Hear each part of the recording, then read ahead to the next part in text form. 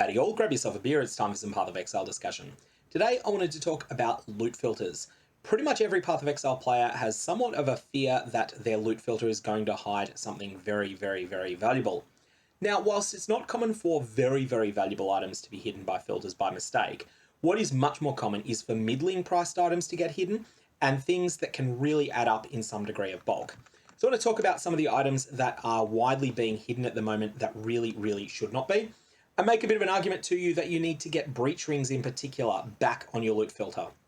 No matter what content you're running, breach rings are something you should always be picking up, even if you pick up absolutely no other rare items at all. So I wake up this morning planning to make this video. Last night I've been working on a loot filter. I wasn't particularly happy with some of the things that were commonly being hidden in the game.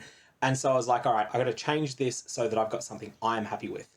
Then I went to bed and got up and saw that streamer Tripolar Bear had made something very similar. So I thought that I would point out his video down below because it's well worth watching. He also goes into a lot of description about a breach-oriented mapping strategy that's really efficient in getting as many breach rings as possible in a short period of time. So why do you want to pick up breach rings? After all, these items are terrible when they're equipped. Well, there are other items that are terrible when they're equipped as well. There's the all-exclusive ring Uzaza's Valley. So this only drops from all the Crystal King, and it is pretty rare. This is an item that is terrible when equipped, but it has a fantastic vendor recipe. It is part of a vendor recipe for a Precursor's emblem. Likewise, breach rings were changed a couple of leagues ago to have a new vendor recipe. Vendor an entire inventory full of breach rings. So that is an entire 60 breach rings in one transaction, and you will receive back a grasping mail. This is a rare item that will only be available through this method. And whilst the grasping mails themselves are pretty bad as crafting bases, they're just basically a sacrificial garb but worse, grasping mails are very good when they have specific mods on them. When you use an identify scroll on a grasping mail, it will have a certain number, at least one, and sometimes as many as 3 or more, of specific mods that are exclusive to grasping mails. And these can be very good. Now, one of these in particular that isn't particularly rare is a Chayula themed mod that says 100% increased global defenses. This is the equivalent of allocating nodes on your passive tree that read between them 100% increased armor, 100% increased evasion rating, and 100% increased energy shield. So this is a big deal. And this comes as a single prefix on your armor. That mod is so good that people are trying to design entire chess pieces around it. And as a result, you're seeing a tremendous increase in the amount of players that are using these particular bases, grasping mails. So how do you get this item? Well, the only way you can get it is by vendoring 60 breach rings and then identifying the return grasping mail. If you do identify this Chayula theme mod, congratulations, you've just won yourself 10 exalts. If you don't hit this particular mod, you probably end up with something else on the item that might be useful to someone. Or alternately, you can just sell the grasping mail as an unidentified item. And if you sell it as an unidentified item, you'll usually get about 2 exalts for it. Very important warning, do not buy unidentified grasping mails because someone can simply buy 5 grasping mails with bad mods, make them all rare, and then vendor them for the 5-for-1 recipe. And one that comes from the 5-for-1 recipe rather than the 60-for-1 recipe will not have any of the special mods on it. So do not buy grasping mails from other players unless you trust that person's word that they did not 5-for-1 it, that they actually received it from a 60-for-1 recipe. Anyway, that's the reason that breach rings are worth so much more than they've been in the past. What are they worth? If you've got 10 or more, they sell for 3.5 chaos each. If you've got 50 or more, they sell for 4C each, or you can vendor them in sets of 60. Never ever leave these on the ground in endgame content. They're free money, and there's a lot of it if you spec breach in any way. Item level 86 ones are much more expensive, and they sell for 8 to 12C minimum. However, item level 86 ones are very restricted to a small amount of content. As far as I'm aware, you can get them from Tujen, you can get them from Flawless Breachstones, and you might, although I'm not sure of this, be able to get them from Maven's Invitation, the Hidden, in conjunction with the Atlas passives that add 2 to the level of the domain, to the Maven's domain. So that's the first item, breach rings. Add them back to your loot filter. The second one I want to cover is the Agnerod Staves. These are unique items. They are all Imperial Staff bases. And the reason that you want these is again for a vendor SP. They're individually just lightning caster items that are sort of okay as entry level staves, but they don't hold up well at endgame. However, if you vendor Agnerod North, Agnerod East, Agnerod West, and Agnerod South all in the same transaction, you'll receive the unique map, the Vinctar Square. At the time that I'm recording this video, that map is something like 45 Chaos in Arch Nemesis trade-enabled softcore, and as a result, you want to pick up these uniques and just stockpile them somewhere, collect up a bunch of them, identify them, work out how many complete sets you've got, turn the complete sets into your Vinctar squares, and then eventually just sell off all of your spare ones for 5 or 6 chaos each to someone that's willing to put in the extra effort necessary to make Vinctars to sell themselves. It is definitely worth your while doing this because these things, like the Vinctar Square map, will sell, especially this league where there's more incentive to get your Atlas completed than there has been in the past. Next is fractured items. Fractured items got so much better in 3.17, and the reason is the surgical nature of Eldritch crafting.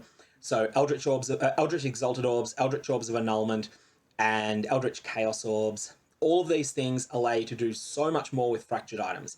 That's the first reason.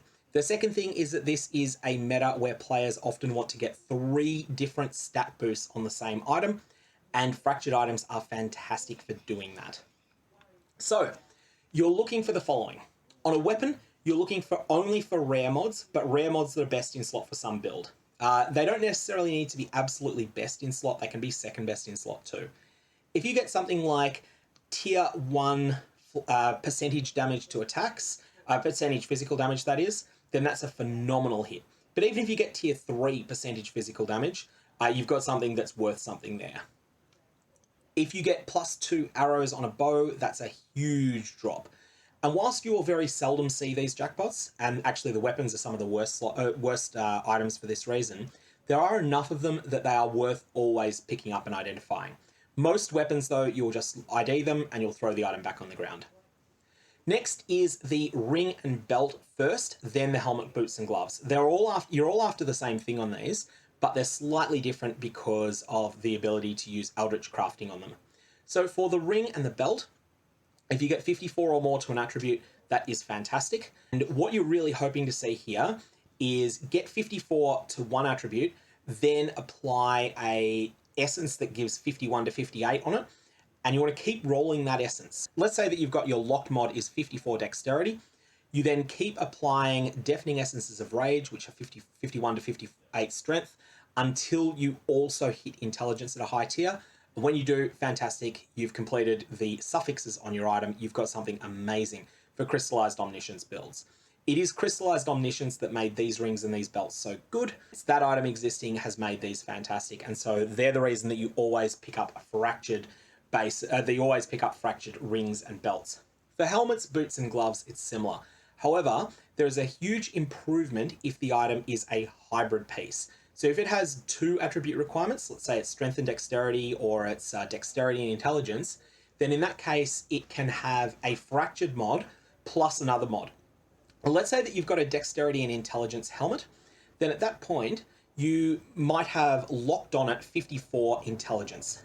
You then can roll up to 55 dexterity via normal means through a Chaos Orb, but you can't get strength on this normally. However, if you use a deafening essence of rage on it, you will always get 51 to 58 strength, and that allows you to get all 3 attributes on the item at once as well. So that's really solid as well. So that's the reason that people want fractured items in those slots. For the amulets, you're looking for the same things as on weapons. Individual rare mods that are amazing on certain builds. There were a number of changes to the amulet slot that were significant in 3.17.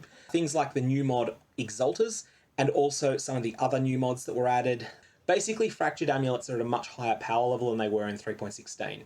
However, they are competing against better unique amulets, so Ashes of the Stars is better than a +2 amulet on a lot of builds, and even when it's not better, there's not that much difference in how good they are. And likewise, Crystallized Omniscience is far better than anything else on builds that are based around it.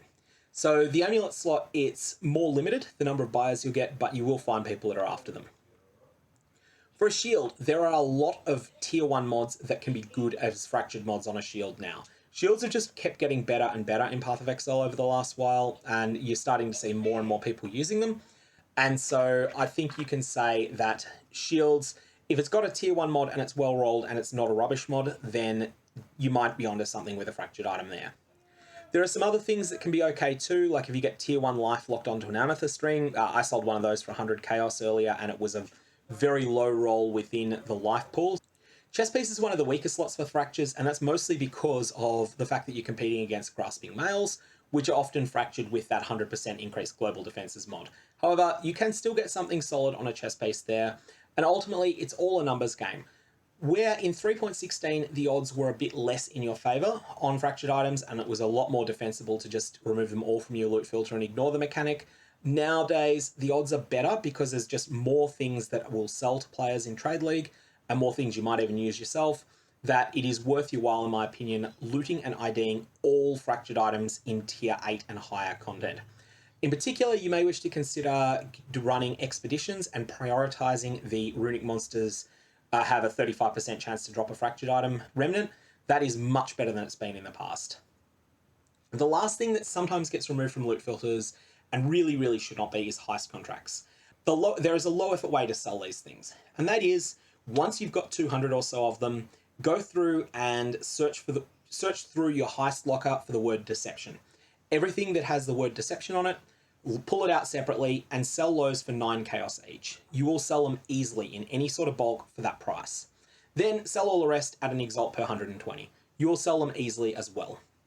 So you can do this in the various trade discords, like the Forbidden Troves trade discord, like the Path of Exile service trading discord, or you can do it in the in-game channel Trade 820, which tends to be pretty good for this as well. Just say something like selling 18 deception contracts, all level 81 plus, 1 exalt, and you will get a buyer pretty quickly.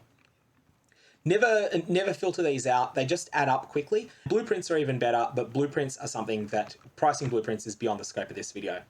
Anyway, that's all I got on this. May your Varlobs have interesting results, and may you enjoy adjusting your loot filter to make sure that breach rings are not just appearing on it, but that they sing out to you when they drop.